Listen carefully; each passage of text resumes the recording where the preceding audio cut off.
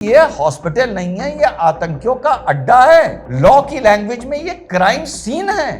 पता नहीं इस हॉस्पिटल के कौन से गोडाउन में, कौन से वॉशरूम में, कौन से स्टोर में, कौन से कमरे में क्या सबूत मिलेंगे। और जब मैं पढ़ रहा था डॉक्टर नसीरुल हसन के बारे में, तो सामने एक अजीब चौंका देने वाली साथियों बात आई डॉक्टर उमर की। और दो कौड़ी के तेरी इस बात का समर्थन करने वाले मैं जानता हूं कौन है। एक बात का जवाब दे दो तो मान लूंगा कि अबू आजमी सही कह रहा है।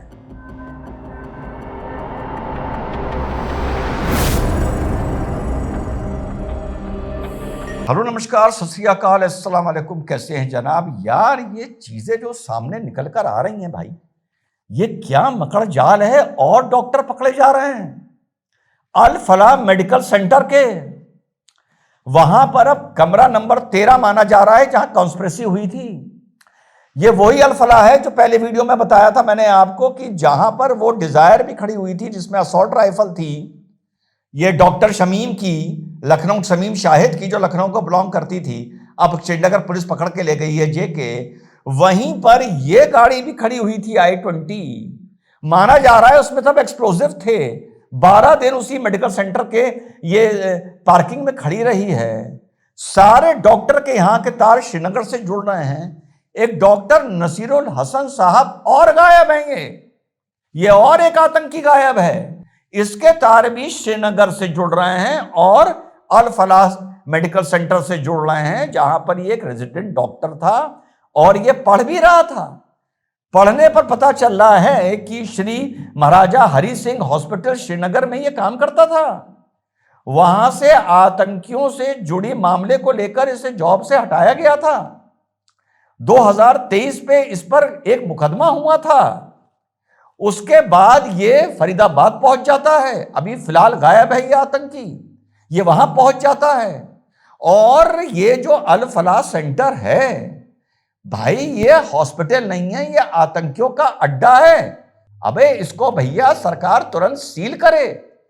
लॉ की लैंग्वेज में ये क्राइम सीन है।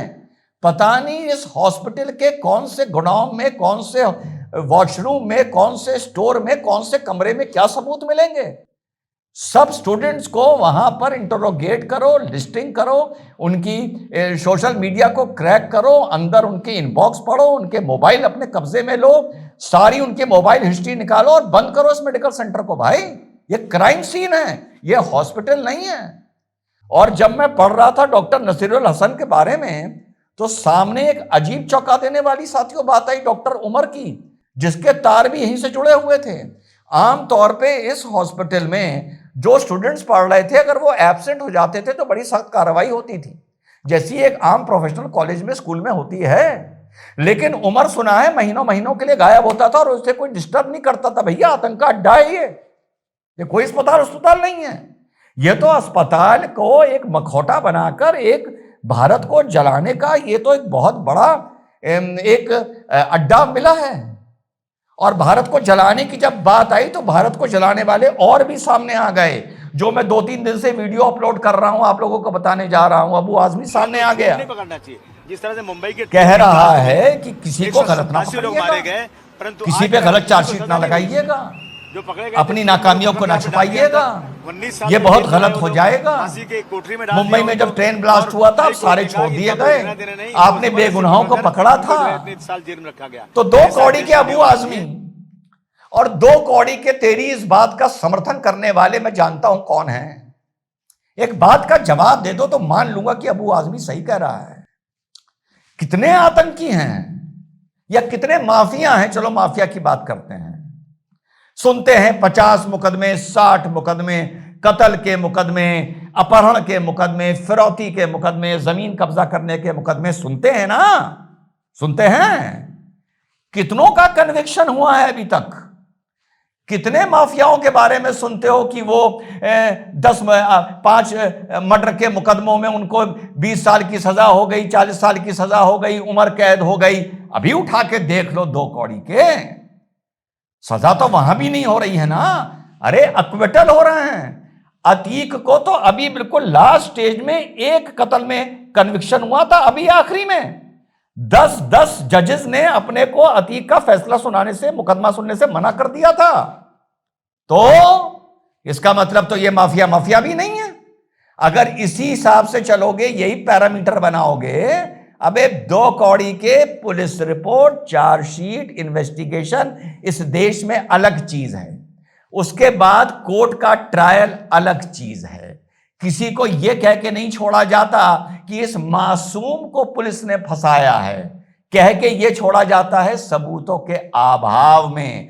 जिन सबूतों के अभाव में ये माफिया छूटते हैं, अपने मौके से जिनको तुम माफिया भी बोलते हो, रिश्ता निकल आए तो उसको तुम समाज सेवक बोलते हो। तो उदाहरण बड़ा खूबसूरत दिया है। छूटने से ट्रायल के बाद इंसान की मासूमियत नहीं साबित हो जाती, बस इतना साबित होता है कि सबूत पर्याप्त नहीं थे कि उसको जेल भेजा जाए, क्योंकि क्रिमिनल जस्टिस सिस्टम यह कहता है कि प्रोसिक्यूशन अपने आप को बियॉन्ड रीजनेबल डाउट साबित करे। तो यह जवाब है इस आदमी का, अबू आजमी का, जिनको मैं 3 दिन से देश के लिए उतना ही बड़ा खतरा बता रहा हूं जितना इन आतंकियों को बता रहा हूं, और उतना ही बड़ा खतरा बता रहा हूं जितना जाकिर नायक था, जिसके पीछे पुलिस लगी है कि किसी तरह इसे पकड़ के लाओ भारत और इसको जेल की सलाखों में डालो। कितने जाकिर नायक रोज हमारे सामने घूम रहे हैं, क्या हमें नजर नहीं आता? और सुनिए, श्रीनगर में एक डॉक्टर जहूर पकड़े गए हैं भैया, एक डॉक्टर तजम्मुल पकड़े गए हैं जो ट्रस्ट से कनेक्टेड हैं, जो टेरर फंडिंग से जुड़ा हुआ था, जिनको एनआईए इन्वेस्टिगेट कर रही है। अभी बिल्कुल लेटेस्ट बात यह है कि पुणे में एक टेकी पकड़ा गया है जिसके अल कायदा से लिंक हैं। उसके पास जो लिटरेचर मिला है उसमें आईडी बनाना भी है, एके असेंबल करना भी है, एके चलाना भी है, द इंस्पायर करके एक मैगजीन भी मिली और बाकी सामान मिले हैं। अभी मैंने कल आप लोगों को बताया था कि 20 जगह जहां हमारी एजेंसियां कामयाब हो जाती हैं, वहां कह दिया जाता है कि बेगुनाह को परेशान किया जा रहा है, जहां कुछ होने से पहले कामयाब हो जाती है।